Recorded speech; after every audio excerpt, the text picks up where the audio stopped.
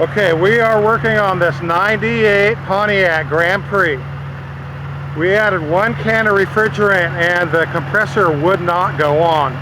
I tested the hot wire to the compressor, no power. I tested the hot wire to the sensor, no power. I did some homework. I found out in the fuse box here, there's a little diode. See that little thing right there? The little diode, it was missing.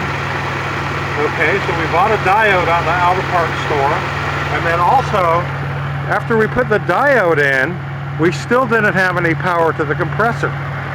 So I just randomly pulled out this fuse that's right next to the AC, little fuse that's right next to the AC relay, and it was burned up. So maybe it got burned up because there was no diode in there, I don't know.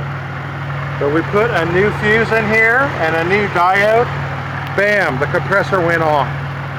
So if you have a Pontiac or an Oldsmobile in the late 90s and your AC won't go on, that could be the problem. Check it out.